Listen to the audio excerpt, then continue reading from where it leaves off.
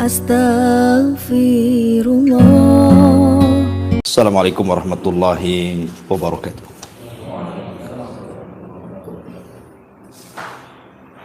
Alhamdulillah wassalatu wassalamu ala rasulillah wa ala alihi wa sahbihi wa mawalah wa la hawla wa la quwata illa billahi wa ba'du. Alhamdulillah, segala puja dan puji hanya milik Allah subhanahu wa ta'ala. Salawat serta salam kita hadiahkan kepada Rasul kita Nabi besar Muhammad sallallahu alaihi wasallam. Baik, kita lanjutkan kajian kita, masih membahas tafsir dari surah Al-A'la, dan kita masuk pada ayat kedua dan seterusnya.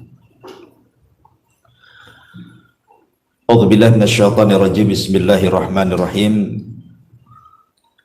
Sabbihisma rabbikal a'la alladzi khalaqa fasawwa walladzi qaddara fahada walladzi akhrajal mar'a faja'alahu ghutsa'an ahwa.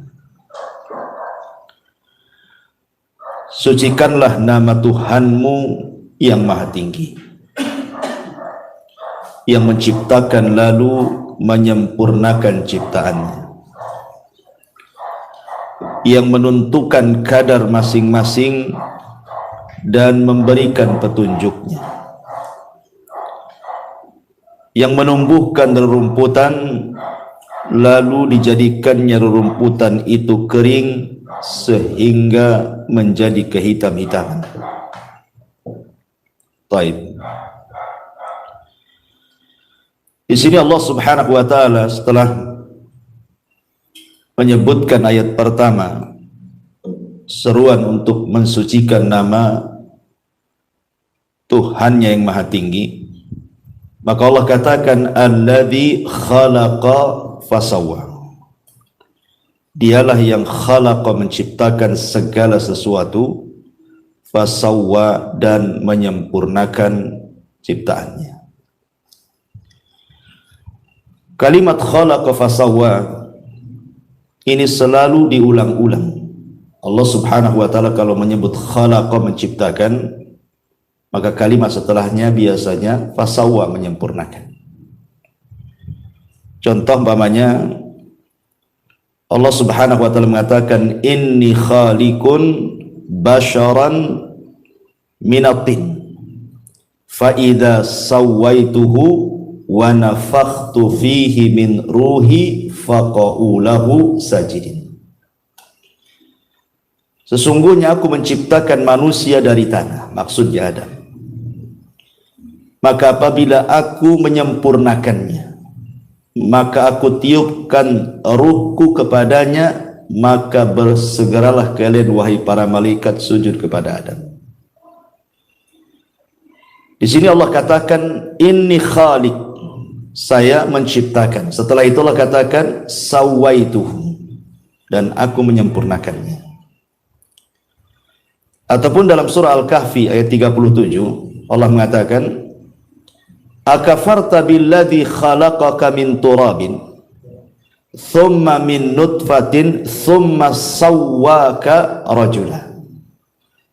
Apakah engkau akan kufur dengan zat yang telah menciptakan kamu dari tanah, kemudian dari setetes sperma, thumma sawwaka, kemudian Allah sempurnakan dirimu menjadi manusia.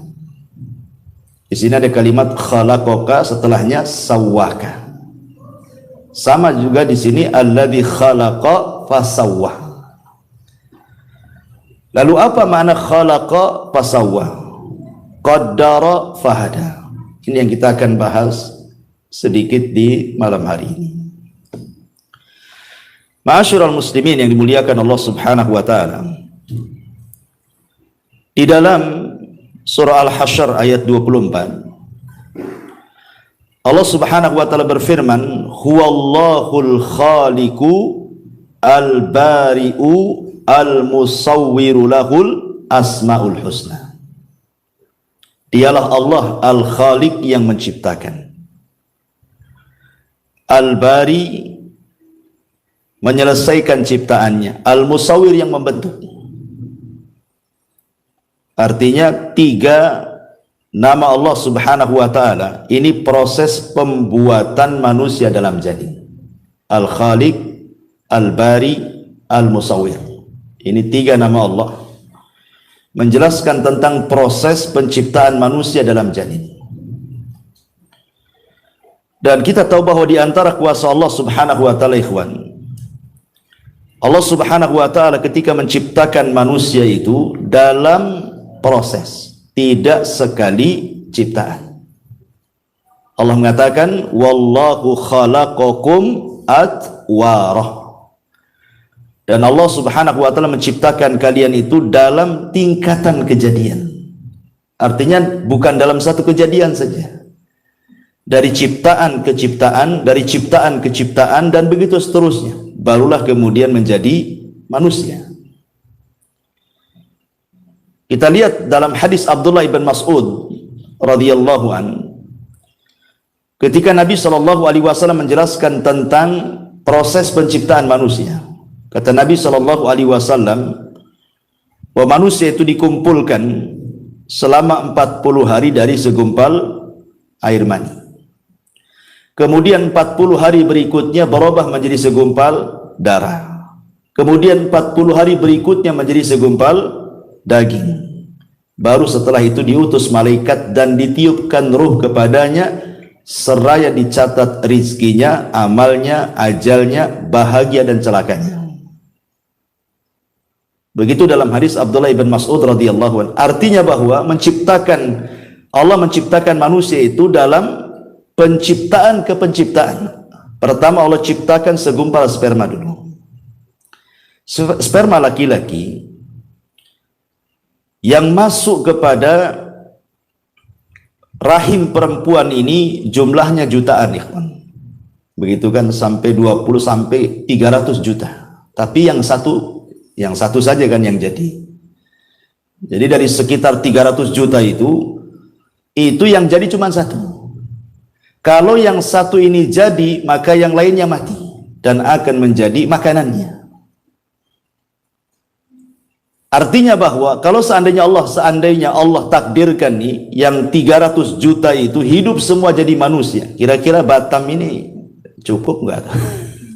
Seandainya setiap satu orang ketika mengeluarkan sperma itu membuahi 300 juta per orang kali penduduk Batam ini, kira-kira cukup nggak Batam ini? Nggak akan cukup. Oke, dengan Tanjung Pinang, Sak Kepri nggak akan cukup. Artinya bahwa ketika Allah Subhanahu wa taala kemudian mengeluarkan sampai 300 juta itu, yang jadi cuma satu yaitu antum, ini nikmat Allah Subhanahu wa taala. Berarti antum dipilih dari 300 juta itu. Nikmat kan itu ya, nikmat. Rupanya kita pula yang dipilih dari 300 juta itu.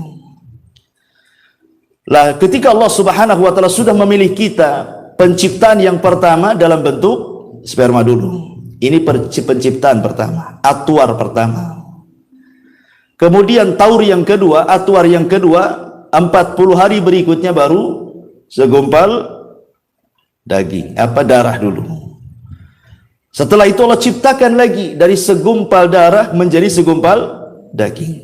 Lihat, dari ciptaan ke ciptaan, dari ciptaan ke ciptaan. Itulah yang Allah katakan wallahu khalaqakum atwara. Dan Allah ciptakan kalian itu bukan dalam tingkatan kejadian satu kali saja, tapi bertingkat-tingkat. Dan ini kuasa Allah Subhanahu wa taala. Walaupun dalam hadis Abdullah ibn Mas'ud itu menjadi khilaf kapan ruh itu ditiup kepada janin. Karena biasanya janin itu di umur 40 hari saja sudah ada gerakan. Sudah ada gerakan tuh. Tanyalah ke istri antum yang hamil. Sudah ada gerakan tuh. Kalau pamannya kita datang ke dokter kan itu ya, nanti di USG kan ada gerakannya. Apakah gerakan ini maknanya ruh yang ditiupkan pada 40 hari pertama? Ataukah ruh itu ditiupkan setelah 4 bulan, artinya 40 hari ketiga? 40 hari, 40 hari, 40 hari kan gitu ya. Kalau digenapkan menjadi 4 bulan. Ada yang mengatakan bahwa di 40 hari pertama itulah ruh ditiupkan. Karena ada tajrubah. Buktinya ada gerakan di situ. Berarti hidup. Karena itu. Kalau hidup berarti ada ruhnya. Tapi ada yang mengatakan bahwa tidak, ruh itu ditiupkan oleh Allah Subhanahu wa taala lewat malaikat yang menjaga rahim itu ketika bayi berusia 44 bulan atau 40 yang ketiga. Berdasarkan zahir hadis. Ya kan? Zahir hadisnya kan begitu. 40 pertama segumpal mani, 40 hari kedua segumpal darah, 40 hari ketiga segumpal daging, baru ditiupkan ruh. Nah, berarti setelah 4 bulan baru tiupkan ruh. Dan ini yang banyak dikuatkan oleh jumhur mayoritas para ulama. Jadi ruh ditiupkan itu ketika janin berusia 4 bulan. Dari sini berlaku hukum-hukum fikih nantinya. Ya, seperti umpamanya kalau kegugurannya sebelum 4 bulan berarti bukan keguguran manusia. Ya, keguguran daging gitu saja. Tidak perlu dimandikan, tidak perlu dikafankan, tidak perlu disolatkan, tidak pula dikuburkan di kuburan kaum muslimin karena belum jadi orang. Ya. Tapi kalau kegugurannya setelah itu lain lagi ceritanya, sudah jadi orang kan gitu ya. Termasuk juga darah yang keluar. Kalau wanita keguguran di bawah 4 bulan berarti darahnya bukan darah haid. Dia masih harus sholat. Ya, harus sholat. Itu dianggap istihadah. Tapi kalau kegugurannya setelah 4 bulan berarti kalau keluar darah itu dianggap nifas. Ya, berarti dilarang sholat. Nah, jadi harus dibedakan tuh. Terlahir hukum-hukum fikihnya. Itu kita tidak bahas. Ya.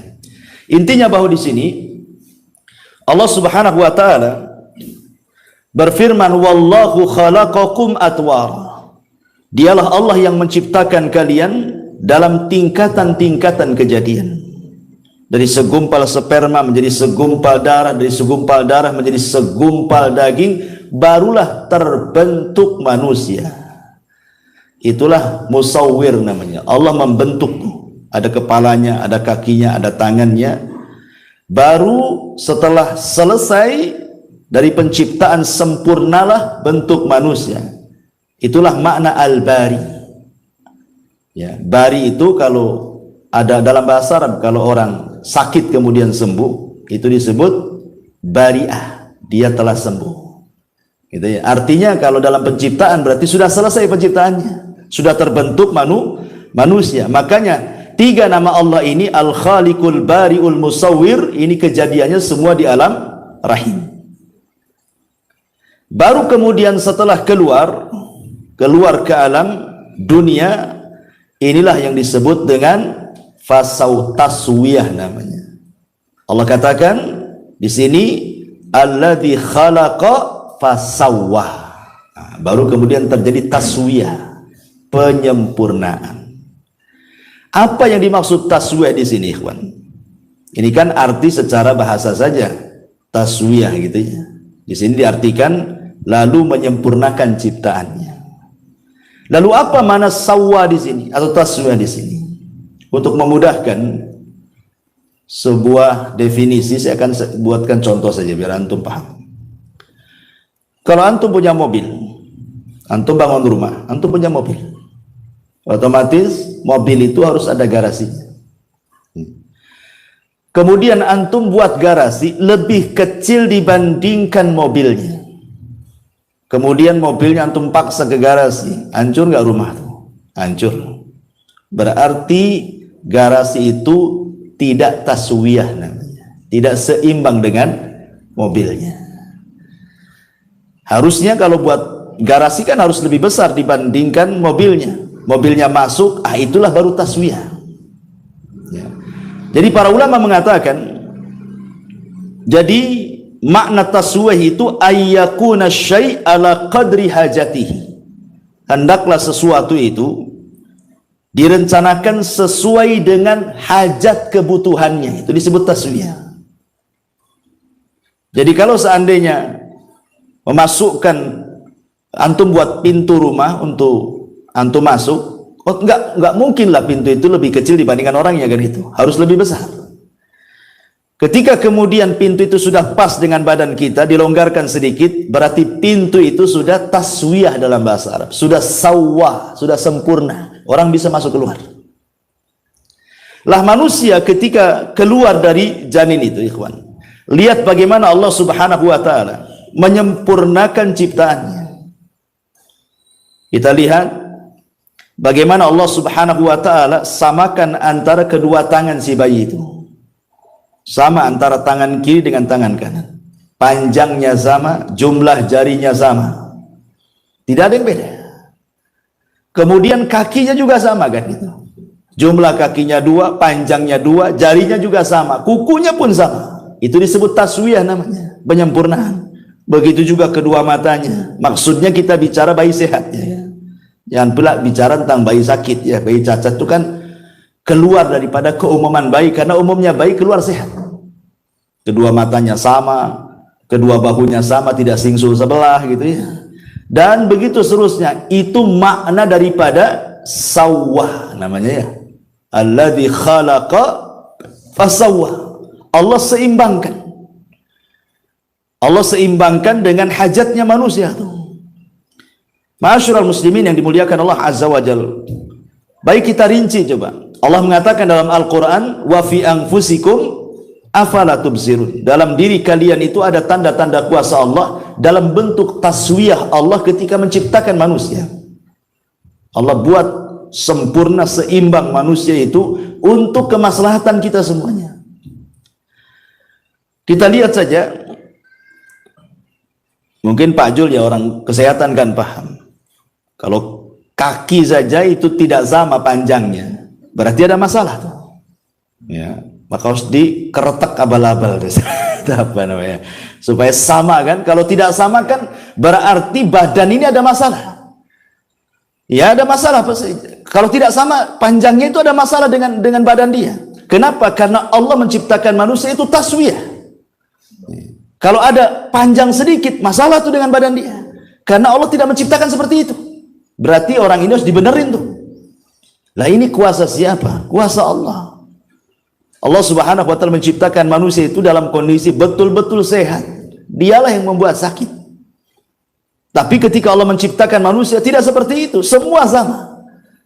Dan itu kuasa Allah Subhanahu wa taala. Kemudian letak-letaknya juga luar biasa. Kenapa kemudian mata lebih tinggi dibandingkan hidung? Kemudian hidung lebih tinggi dibandingkan mulut, coba. Apa hikmahnya? Ada bisa bayangkan kalau mata lebih rendah dibandingkan mulut, mulut di atas, mata pula ganti mulut. Kira-kira bentuknya kayak apa? Ya. Karena dalam wajah itu kan ada 3 pengetahuan. Pertama, ilmu tentang warna dan bentuk. Ilmu tentang warna dan bentuk, dan itu hanya ada pada pandangan yang bisa melihat warna, pandangan yang bisa melihat bentuk, dan ketika memandang harus tinggi supaya kelihatan ya. Kalau mata di bawah nggak nampak tuh, makanya diletakkan di ketinggian kan, karena fungsinya memandang warna-warna, memandang bentuk-bentuk tuh. Kemudian yang kedua ada namanya ilmu penciuman. Setelah pandangan, tentu penciuman dulu. Dan itu hanya bisa dilakukan oleh hidung, maka diletakkan hidung. Baru di bawahnya ilmu at-ta'mi. Ilmu at-ta'mi itu merasakan sesuatu. Manisnya, pahitnya, dan begitu seterusnya. Makanya Allah letakkan betul-betul sesuai dengan letaknya. Mata di sini, hidung di sini, kemudian mulut di sini. Kemudian bentuknya coba kelopak mata ini, ikhwan. Ini kan tipis ya. Kelopak mata kita ini tipis. Tapi bibir kita ini tebal. Kita balik seandainya. Yang tipis di sini, yang tebal pula di sini. Kira-kira antum bisa berkedip? Kalau seandainya di kelopak mata itu setebal bibir, gak bisa antum berkedip. Makanya Allah Subhanahu wa taala buat tipis tuh di sini kelopak mata itu, kulitnya. Dan bibir ini dibuat tebal supaya bisa bicara. Begitulah Allah Subhanahu wa taala betul-betul gitu ya, taswiyah itu mensejajarkan, termasuk juga gigi kan, gerham sebelah kiri, gerham sebelah kanan, atas bawah, betul-betul seimbang. Coba kalau seandainya yang atas besar, sebelah kanan, sebelah kiri kecil, macam mana kita mau ngunyah? Nggak bisa ya. Jadi ini kuasa semua, kuasa Allah subhanahu wa ta'ala yang memang Allah subhanahu wa ta'ala sudah buat sedemikian rupa. Makanya Allah mengatakan laqad khalaqnal insana fi ahsani taqwim. Sungguh manusia itu dibentuk dengan sedemikian rupa. Ya, luar biasa. Seperti namanya, kenapa tangan ini agak kering, basahnya sedikit gitu ya. Kaki lebih kering lagi, basahnya lebih sedikit lagi. Tapi kalau muka biasanya kan berminyak, basahnya lebih banyak kan itu ya. Nah, ini kan juga ada rahasianya. Karena memang kaki ini tempat berpijak. Ya otomatis juga harus ada minyak-minyak sedikit lah, berkilo-kilo kan itu. Jadi memang sudah diatur oleh Allah subhanahu wa ta'ala. Ini baru yang zahir ya dalam badan kita saja. Sudah sedemikian rupa ciptaan Allah subhanahu wa ta'ala. Allah letakkan luar biasa ya, telinga juga tidak besar separuh ya, sama seimbang. Mendengarnya pun subhanallah, ketika kita mendengar loh, telinga kanan, telinga kiri, jangan cerita telinga sakit ya, telinga sehat ya, itu sama saja. Tidak mungkin orang memanggil gitu ya, kata kanan itu manggil mau ngasih duit gitu ya, kata telinga bukan itu debt collector, tidak mungkin juga kan. Artinya kan tidak mungkin berselisih pandangan itu. Pandangan mata juga nggak berselisih. Tetapi dalam anggota badan tidak semua harus berpasangan. Seperti hati kan sendiri dia. Hati itu sendiri. Kenapa? Karena hati itu adalah raja. Dalam anggota badan kita itu harus ada rajanya. Hati kita itulah rajanya. Sebab kalau seandainya hati ada dua, masalah. Ya, kata hati pertama, langkahkan kaki kiri. Kata hati yang kedua, mundurkan kaki kanan. Kapan mau maju kan? Yang satu minta mundur, yang satu minta maju kan tidak bisa juga. Begitulah Allah subhanahu wa ta'ala letakkan setiap manusia itu ada pimpinannya. Hati kita itulah. Makanya Imam Ibnul Qayyim mengatakan, al-qalbu kal malik. Oh, hati itu seperti raja. Anggota badan ini hanya ngikut saja. Ma'asyiral muslimin yang dimuliakan Allah subhanahu wa ta'ala. Kemudian Allah mengatakan di sini, alladzi khalaqa fasawwa. Dialah yang telah menciptakan dan menyempurnakan ciptaannya. Kemudian Allah mengatakan walladzi qaddara fahada. Apa makna qaddara fahada? Di sini diartikan yang menentukan kadar masing-masing dan memberikan petunjuk. Ada yang mengatakan bahwa walladzi qaddara, setelah Allah subhanahu wa ta'ala mengatakan khalaqa, menciptakan manusia di perut ibu kita, kemudian menyempurnakannya. Kemudian Allah subhanahu wa ta'ala qaddar. Qaddar itu artinya qaddara makhrajal khuruj. Qaddara makhrajal khuruj. Jadi Allah subhanahu wa ta'ala takdirkan bahwa janin ini sudah diletakkan di mana dia letak, keluar dari rahim seorang ibu. Allah tidak keluarkan dari mulut seorang wanita. Allah juga tidak mengeluarkan dia dari lubang duburnya. Tapi Allah subhanahu wa ta'ala sudah mentakdirkan dia memang harus keluar dari situ. Ya, dari kubulnya. Dan itu maknanya qaddar. Kemudian fahada, setelah itu kemudian Allah berikan petunjuk untuk kehidupannya. Dia pun kemudian langsung mencari makanannya dari susu ibunya. Itu namanya qaddar fahada dalam satu penafsiran. Ada juga yang mengatakan bahwa qaddar di sini artinya qaddara rizqahu. Jadi setiap manusia itu sudah ditakdirkan rizkinya. Kemudian fahada, Allah kasih petunjuk bagaimana cara mencarinya. Dan ini penting ikhwan. Manusia ketika mencari rizki itu ada yang ekstrim kanan, ada yang ekstrim kiri. Yang ekstrim kanan, mereka menghabiskan semua waktunya hanya untuk mencari dunia, cari rizki saja. Otaknya itu duit saja. Itu yang pertama. Sehingga dia melupakan bahwa rizki itu sudah dicatat. sehebat apapun Anda mencari rezeki, tetap saja yang Anda dapatkan itu cuma seperti itu. Kan sudah ditentukan rezekinya. Nggak mungkin bertambah, ya nggak mungkin berkurang. Artinya bahwa kalau kita paham bahwa rezeki itu tidak mungkin bertambah, tidak mungkin berkurang, lah ngapain ngoyoh-ngoyoh gitu maksudnya. Pikiran kita ke uang terus gitu ya, malam siang, seolah-olah tidak ada waktu kecuali duit saja. Padahal yang didapati pun sesuai dengan yang dicatat Allah saja. Ini ekstrim ini. Betul-betul dia hatinya hanya dunia saja. Dia tidak paham bahwa rezekinya sudah dicatat. Yang kedua pula ekstrim kiri ini, sama sekali dia bersandar kepada apa yang dicatat. Kan Allah sudah takdirkan rezeki saya, duduk sajalah saya di rumah. Nah, ini ekstrim. Yang lain lagi, dahulu ada dua orang bersaudara, yang satu pula rajin kerja, yang satu pula malas kerja. Jadi yang rajin kerja ini mengatakan, "Kom, berdiri. Kalau engkau ingin makan, cari, berusaha, cari rezeki Allah Subhanahu wa taala." Kemudian kata saudaranya, "Tidak. Aku yakin rezekiku sudah dicatat, walaupun aku duduk di rumah." Kemudian saudaranya mengatakan, "Dasar orang gila," katanya. Pergi dia cari rezeki. Saudara yang pergi ini di tengah jalan, rupanya ada kebun orang. Kemudian ada pohon, batangnya pula keluar jalan. Di situ ada buah mangga.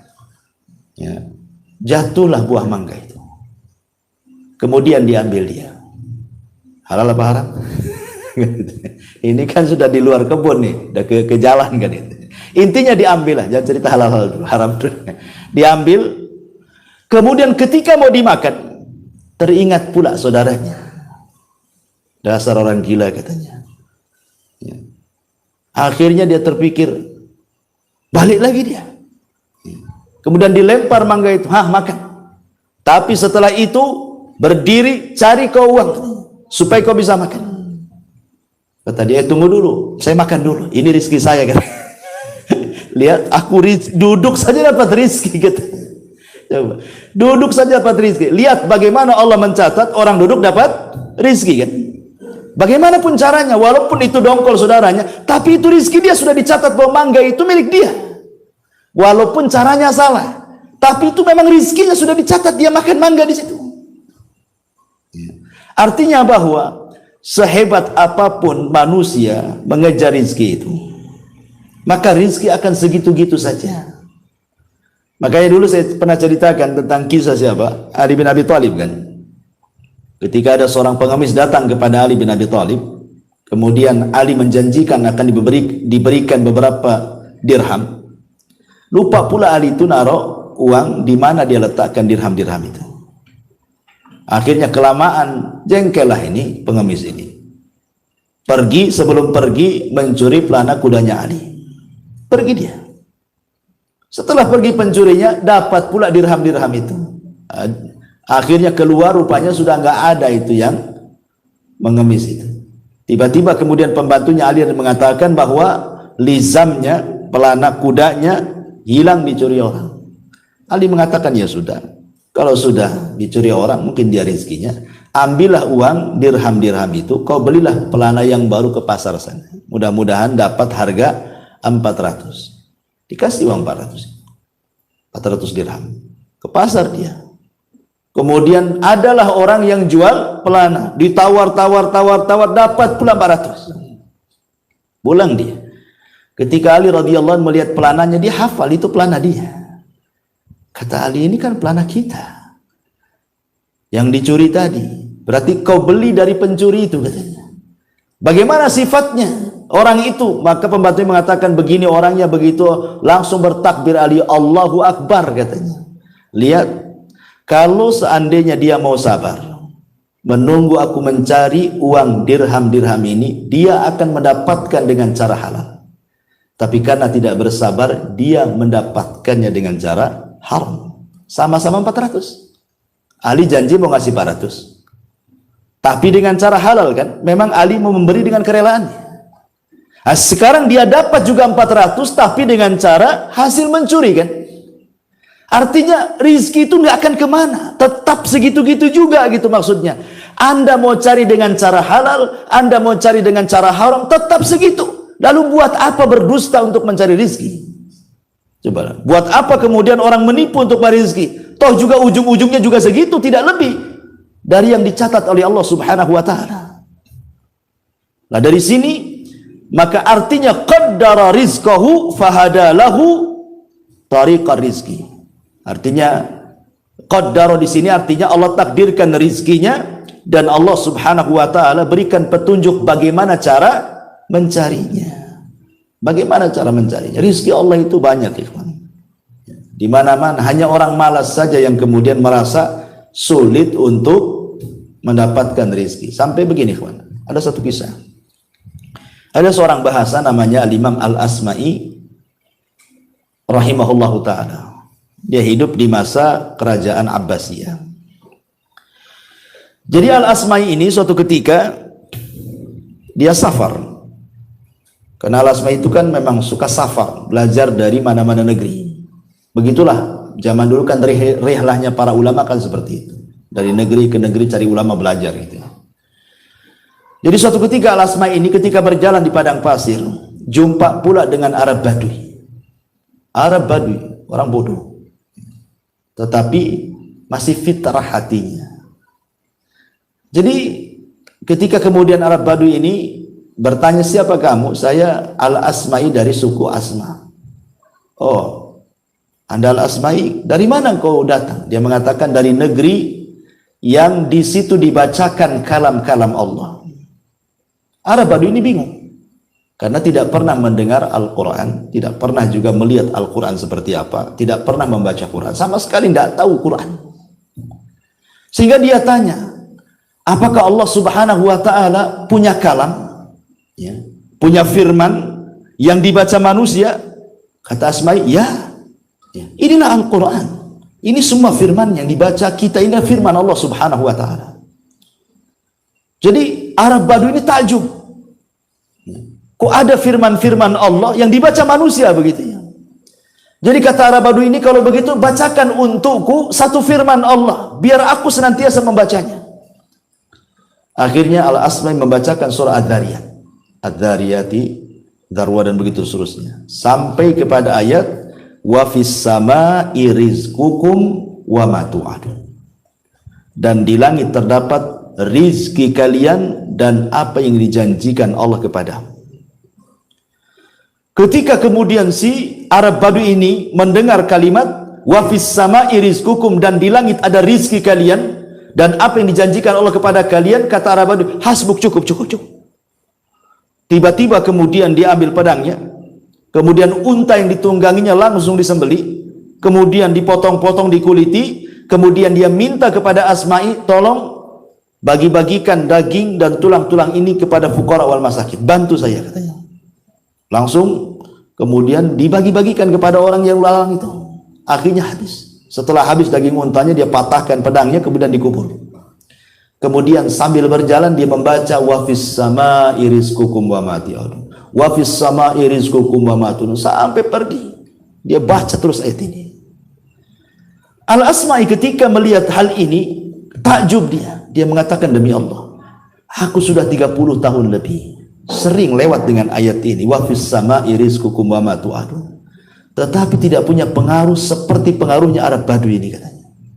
Dia baru baca satu kali Al-Quran, tidak pernah kenal Al-Quran. Itulah Al-Quran yang pernah dibaca. Tapi dia begitu yakin bahwa di langit itu ada rizki baginya dan apa yang dijanjikan Allah kepadanya. Sampai dia sembelih itu, dia bagi-bagikan. Karena dia tidak takut bahwa rizkinya Allah tanggung. Itu maksudnya. Akhirnya beberapa tahun kemudian, Al-Asma'i ini diajak haji oleh Khalifah Harun Ar-Rasyid rahimahullahu ta'ala. Setelah 2 tahun, 3 tahunan begitu. Berangkat dari negerinya menuju Mekah. Ketika di Mekah, dia mendengar ada orang membaca wa fis sama'i rizqukum wa ma tu'adun. Dia kenal dengan suara itu kan itu. Lah, kok ada di sini dia, katanya. Orang Badui ini kok ada di sini? Pas didekati, betul orang itu adalah orang yang diajarkan Lafad wa fis sama'i rizqukum wa ma tu'adun, dan di langit itu ada rizki kalian dan apa yang Allah janjikan kepada kalian. Dipanggil Arab Badui ini. Kemudian Arab Badui ini senang karena berjumpa dengan Al-Asma'i dan dia mengatakan, ya Asma'i, laqad wajadna ma wa'adana rabbuna. Ya Asma'i, yang dijanjikan Arab kami semua sudah aku rasakan. Semua yang dijanjikan Allah wa fis sama'i rizqukum itu betul-betul terjadi katanya. Kemudian dia mengatakan, ya Asma'i, kalau bisa berikan satu ayat lagi untukku katanya, biar aku amalkan. Akhirnya Al-Asma'i melanjutkan ayatnya, ayat daripada wa fis sama'i rizqukum wa ma tu'adun. Apa bunyinya? Fa wa rabbis sama'i wal ardi innahu lahaqqun mithla ma annakum tantiqun. Maka demi Tuhan langit dan bumi, sungguh apa yang dijanjikan itu pasti terjadi seperti yang kalian ucapkan. Tiba-tiba kemudian Arab Badui ini kaget, ya, dan mengatakan, ya Asma'i, siapa yang membuat Allah murka sehingga dia harus bersumpah katanya? Aku yakin nggak perlu bersumpah dia. Kan lafadznya gini, seolah-olah Allah itu tidak yakin dengan yang diucapkan. Itu pemahaman Arab Badui. Ketika dia mengatakan wa fis sama'i rizqukum wa ma tu'adun, dan di langit itu ada rezeki kalian dan apa yang dijanjikan kepada kalian, tiba-tiba Allah menekan dengan sumpah, maka demi Tuhan langit dan bumi, sungguh apa yang dijanjikan itu pasti terjadi seperti apa yang kau ucapkan. Jadi seolah-olah khitabnya kepada Arab Badui, ya Asma'i, siapa yang membuat Allah murka sehingga harus bersumpah katanya? Aku yakin dengan itu, tidak perlu bersumpah Allah itu katanya. Akhirnya kemudian dia pun ketakutan kepada Allah, disangkanya Allah murka kepadanya karena dalam ayat itu ada sumpah masalahnya, ya. Seolah-olah Allah murka, dia mengatakan siapa yang membuat Allah murka gitu kan. Akhirnya dia pun terserang jantung dan mati seketika, ya, ketika dia mengatakan seperti itu. Asma'i tertegun lagi, Masya Allah, kok ada orang tidak pernah membaca Quran, hanya mendengar sekali bacaan, tapi pengaruhnya luar biasa. Itu maksudnya keyakinan kepada wa fis sama'i rizqukum wa ma tu'adun, itu bahwa di langit ada rizki yang Allah subhanahu wa ta'ala akan anugerahkan kepada kalian dan apa yang Allah janjikan kepada kalian. Coba kalau kita pahami ayat ini, teman, tidak mungkin orang itu kemudian stres dengan rizki. Nggak mungkin stres dengan rizki. Kenapa? Karena qaddara fahada, Allah sudah takdirkan kok rizki. Dan maknanya di langit itu ada rizki kalian karena memang Allah subhanahu wa ta'ala ada di ketinggian di langit. Dialah yang ngasih rizki kepada kita. Dan rizki Allah subhanahu wa ta'ala itu dulu pernah saya jelaskan ada dua kan. Ada yang disebut dengan rizkun nazil, ada yang disebut dengan rizkun sa'id namanya, ya. Ada rizki yang disebut nazil, rizki yang Allah turunkan kepada kita. Ada yang sifatnya sa'id, rizki Allah itu kita naikkan ke atas langit. Jadi ada yang turun dari langit, ada yang kita naikkan ke langit. Adapun rizki yang turun, ya apa yang kita makan, apa yang kita minum, apa yang kita tempati, itu semua rizki yang Allah berikan dari langit. Adapun rizki yang kita naikkan ke langit, itulah amal-amal soleh kita. Kalau kita bangun masjid, nanti dibangun satu istana di sorga. Kalau kita membaca subhanallah bihamdihi, Allah satu tanam pokok kurma di sorga. Itulah amal soleh kita. Jadi rizki yang naik itu adalah rizki yang disimpan oleh kita, yang kelak kita rasakan kalau kita masuk sorga.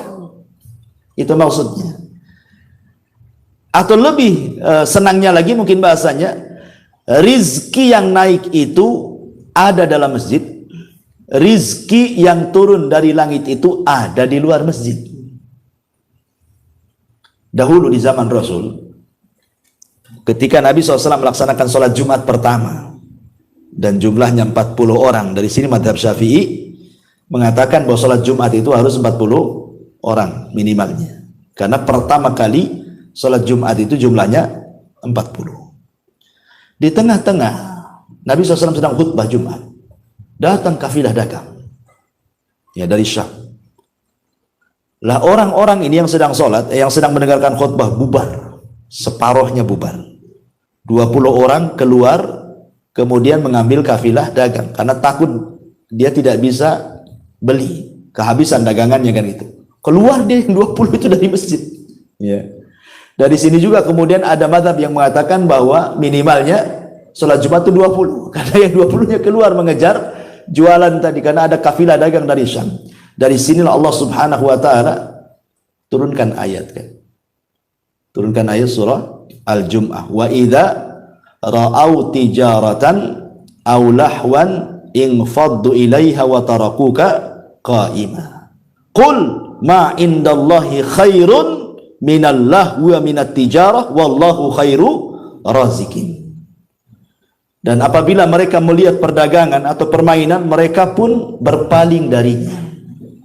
Dan mereka meninggalkan engkau wahai Muhammad dalam kondisi engkau berkhutbah berdiri. Ya. Katakan ya Muhammad kepada mereka bahwa yang di sisi Allah itu jauh lebih baik dibandingkan permainan perniagaan itu. Karena Allah sebaik-baik pemberi rizki. Lihat bagaimana Allah Subhanahu wa taala menegur di sini. Yang lari mengejar rizki di luar masjid, ya, tidak lebih baik dibandingkan orang yang tetap ikut sholat Jumat bersama Nabi, gitu maksudnya. Dari sini menunjukkan bahwa rizki yang naik jauh lebih baik dibandingkan rizki yang turun. Walaupun kenyataannya kalau saya tanya dengan jujur, antum milih rizki yang naik apa rizki yang turun? Nggak mungkin antum bilang rizki yang naik. Buktinya sudah sedekah bakhil. Pasti antum pilih rizki yang turun kan? Karena itu yang nampak, mobilnya nampak, rumahnya nampak, uangnya nampak gitu ya. Maunya kita yang nampak-nampak saja. Adapun di sana di sorga itu kan macam cerita, ya, nggak yakin. Ya. Sehingga karena nggak yakin itu, walaupun antum nganggur ada masjid kerja bakti, tidak mau datang juga antum ke situ. Katanya rizki yang naik lebih antum utamakan dibandingkan rizki yang turun. Tapi kenyataan di lapangan tidak seperti itu. Itulah karena apa? Manusia sudah dikuasai dengan dunia. Dan yang lebih hebat lagi dari kuasa Allah, qaddara fahada. Allah Subhanahu wa taala sudah mentakdirkan rizki dan memberikan petunjuk untuk mencari rizkinya. Ingat bahwa semua yang ada di langit, semua yang ada di bumi, kiri, kanan, atas, bawah, itu rizki bagi manusia secara umum. Kenapa Allah menciptakan langit? Untuk siapa? Untuk kita. Kenapa Allah ciptakan bumi? Untuk siapa? Untuk kita. Makanya Allah Subhanahu wa taala mengatakan, alladzi ja'ala lakumul arda firasya. Dialah yang telah menjadikan bumi terhampar untuk siapa? Untuk kalian. Itu rizki. Bumi terhampar, kita bisa berjalan di bumi, itu rizki itu. Kemudian was-sama'i binaan, was-sama'a binaan, dan Allah jadikan langit sebagai bangunan atap bagi kita, naungan bagi kita, itu rizki juga. Kemudian wa anzala minas sama'i ma'an, Allah turunkan dari langit air, air rizki juga, kan gitu ya. Fa akhraja bihi minats tsamarati, dan Allah keluarkan dari bumi itu buah-buahan, rizqan lakum, itu semua rizki bagi kalian. Jadi Allah Subhanahu wa taala menciptakan makhluk ini semuanya rizki bagi kita sebenarnya. Kalau seandainya ayam bisa bicara, pasti ayam akan ngomong, aku ini diciptakan untuk kau makan. Kalau seandainya kambing, sapi itu bisa bicara, maka mereka akan mengatakan seperti itu. Aku diciptakan itu untuk kalian makan sebenarnya. Kalau seandainya jeruk, durian, apalah namanya, buah-buahan, rambutannya, kesemaknya, salaknya bisa bicara, pasti mereka akan mengatakan, aku ditumbuhkan Allah untuk kalian makan. Tapi kan mereka tidak bicara. Tapi itu kenyataannya kan seperti itu. Artinya bahwa manusia itu betul-betul dimuliakan oleh Allah Subhanahu wa taala, sampai seisi langit dan bumi itu sebenarnya untuk manusia. Saking mulianya manusia. Luar biasa itu ya. Taib asyrul muslimin yang dimuliakan kembali. Kemudian penafsiran yang berikutnya, qaddara fahada. Allah tentukan rizkinya, kemudian Allah berikan petunjuknya bagaimana cara mencari rizkinya.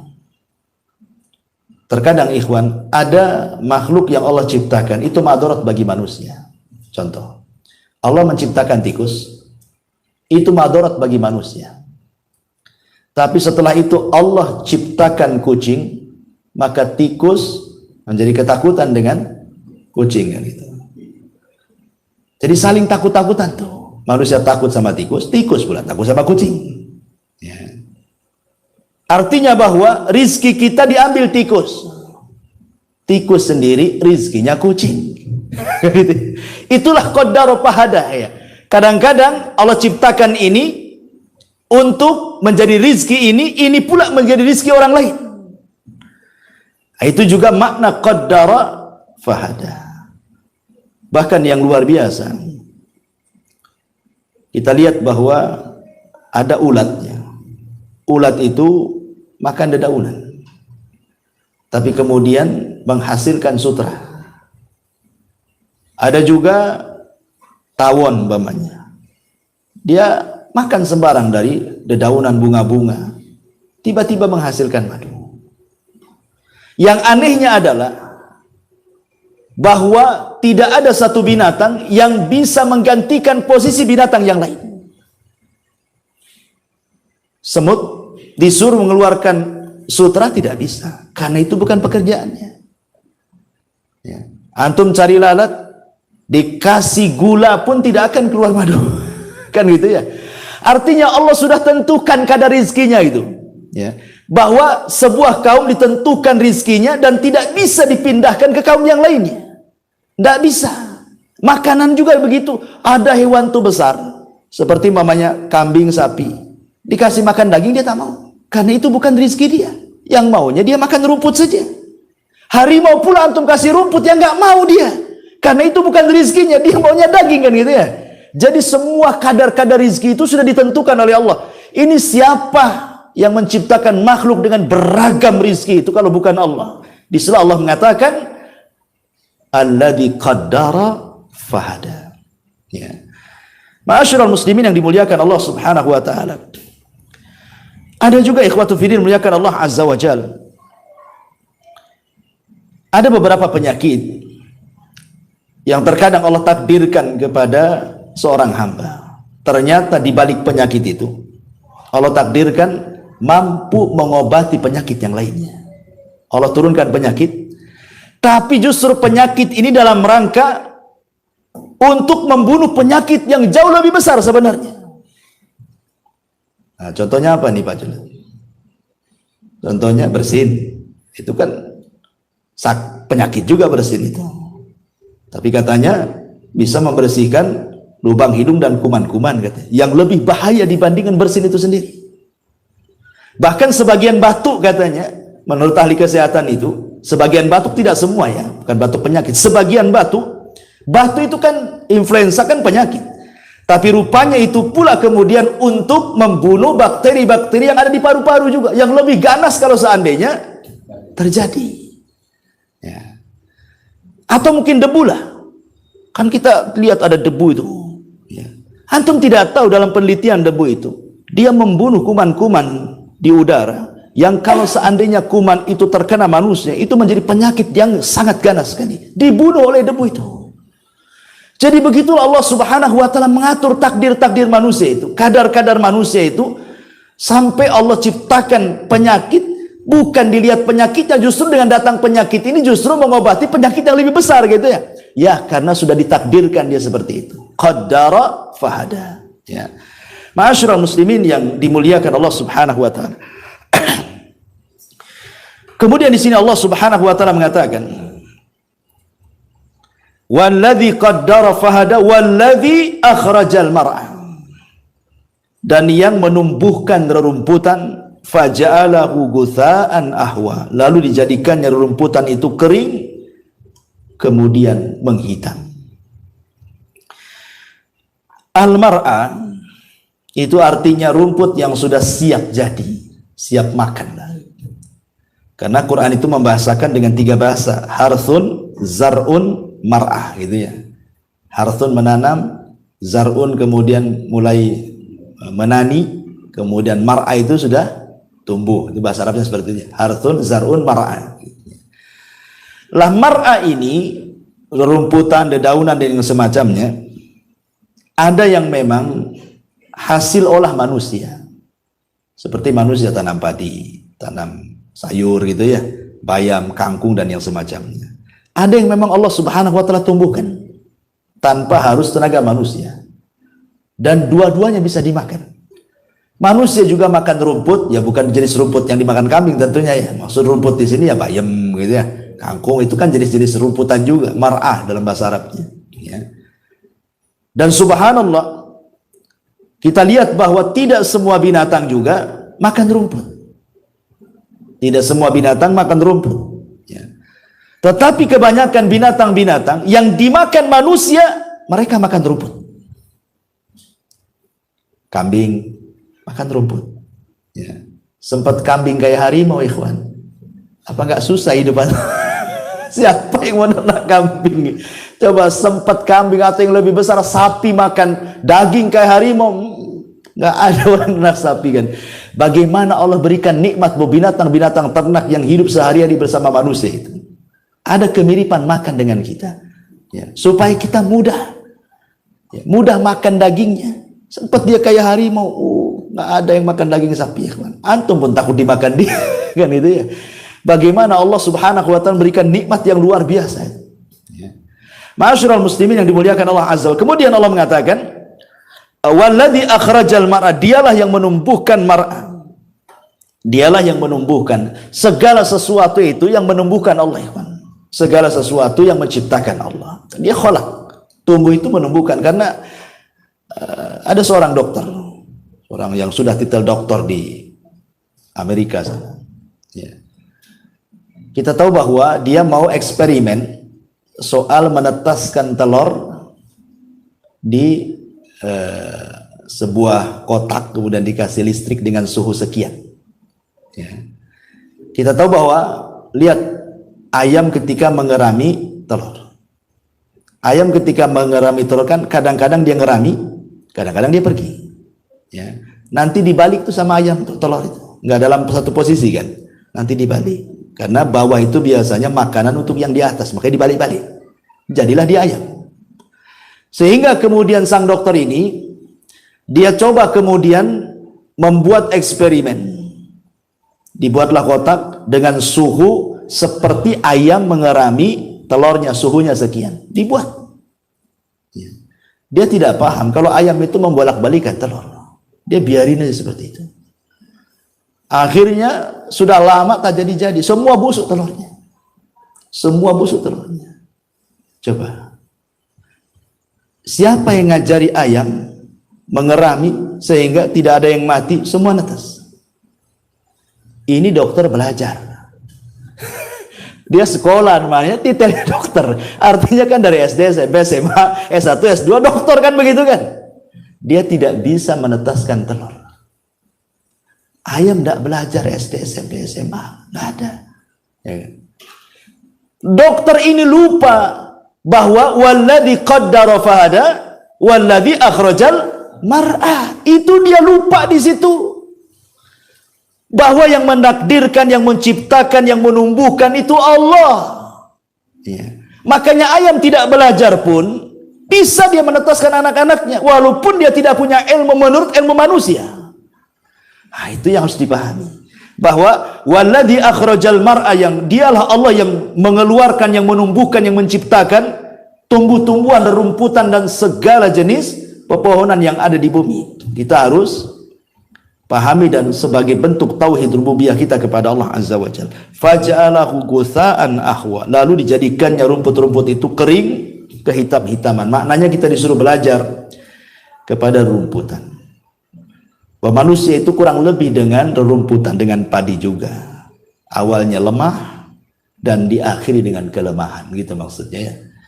Lihat, padi itu lemah ketika kecil, diinjak mati. Tapi kalau sudah besar, sudah berbuah kan gitu kan. Walaupun diinjak agak mereng begitu, tetap saja dia tumbuh ke sana. Cuman nggak tegak saja kan itu, agak kuat ya. Tapi nanti kalau sudah panen, mulai menguning, kemudian menghitam, sudah rapuh, diterpa angin, terbang semuanya. Begitulah manusia, diciptakan dalam posisi lemah, diakhiri dengan lemah. Tapi lemah pertama dicintai, lemah kedua dibenci. Kan itu ya. Kalau masih bayi lemah, orang diciumnya, digendongnya gitu ya, dinyanyiinnya. Coba kalau sudah tua lemahnya, yang ada didoakan kapan matinya kan. Itu sama-sama lemah tapi beda pelakuannya tuh. Ya.